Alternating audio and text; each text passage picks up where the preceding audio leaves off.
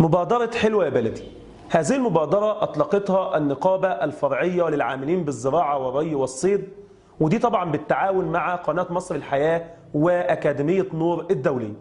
هذه المبادرة تهدف لتنشيط السياحة الداخلية في مصر وتفعيل دور الطلائع والشباب وتعريفهم بأهم آثار والمناطق السياحية في مصر.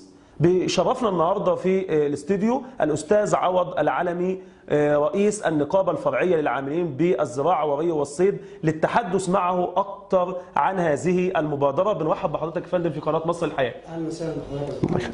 أستاذ عوض، في البداية يا ترى إيه هي أهم أهداف هذه المبادرة؟ هو أهم أهداف المبادرة نشر الوعي بالمناطق السياحية والأثرية في جمهورية مصر العربية. ده أهم أهداف المبادرة. تمام. طيب أستاذ عوض، احنا عرفنا أن أولى الرحلات انطلقت يوم الخميس الماضي إلى محافظة الإسكندرية، فهل يا ترى هل هذه الرحلات ستجوب مصر كلها أم ستقتصر على بعض المدن والمناطق فقط؟ هو إن شاء الله احنا بقدر الإمكان هنحاول نغطي جمهورية مصر العربية. مش هنسيب مكان أثري موجود في جمهورية مصر العربية إن شاء الله إلا ما نزوره، عشان تنمية الانتماء لدى الشباب والنشأ. تمام. من خلال مبادرة حلوة يا بلدي. حلوة يا بلدي. تمام. طب هل في معوقات أستاذ عوض قابلت حضرتك في تنفيذ هذه المبادرة؟ بالعكس، كانت جميع الجهات متعاونة معانا، الأمن بالإجماع كله كان متعاون معانا.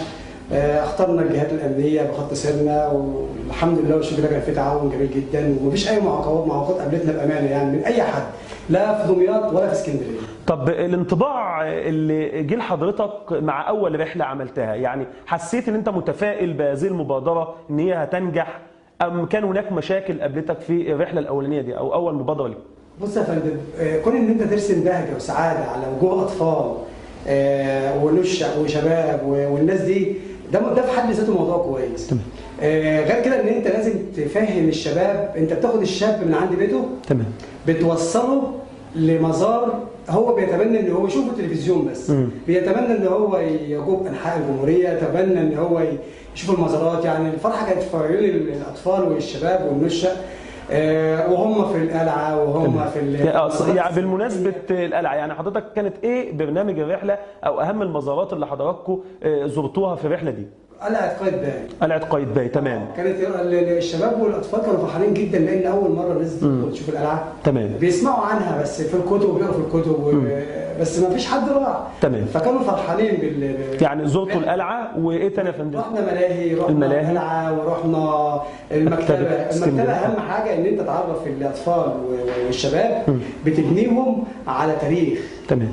يعني لما دخلوا هناك قالوا ده 2 مليون كتاب في القلعه في المكتبه. 2 مليون كتاب. تمام. طب ال 2 مليون كتاب دول، طب ما كانش عندهم فكره الاطفال ان ازاي لما يدخل يجيب كتاب من وسط 2 مليون كتاب.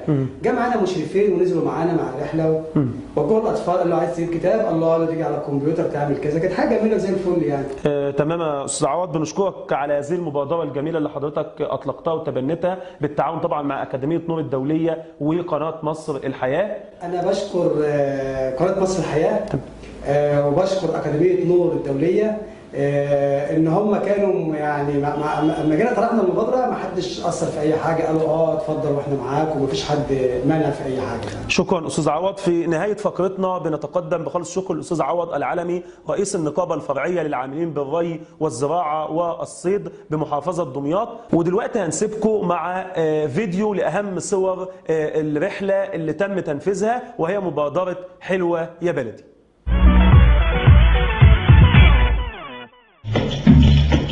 مصر يا أم الدنيا يا حبيبتي يا بلدي، قلبي وروحي وعقلي يا حياتي يا بلدي.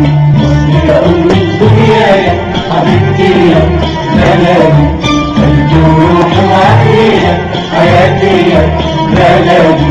مصر يا أم الدنيا يا حبيبتي يا بلدي، قلبي وروحي وعقلي يا حياتي يا بلدي. مصر يا أم الدنيا يا حبيبتي يا بلدي، قلبي وروحي وعقلي يا حياتي يا بلدي. يا غنوة مسافر لما يكون بعيد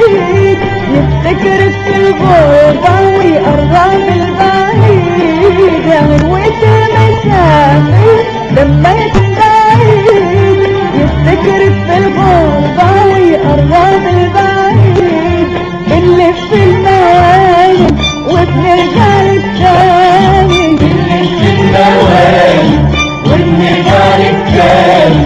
تاخدينا بالحضن ودايما لسه جديد. مصر يا أم الدنيا يا حبيبتي يا بلدي، قلبي وروحي وعقلي يا حياتي يا بلدي. أرض الخير يا بلدي يا وطن الحبيب، بنحب اللي يحبك مهما يكون غريب.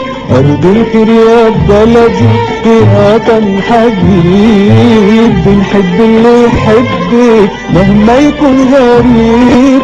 يا ام القلب الطيب فيك الصبر الطيب، يا ام القلب الطيب فيك الصبر الطيب. يا ام القلب الطيب فيك الصبر الطيب، مهما ليلك يطول شمسك عمرها ما تغيب. الدنيا يا حبيبتي يا بلدي، قلبي وروحي وعقلي يا حياتي يا بلدي.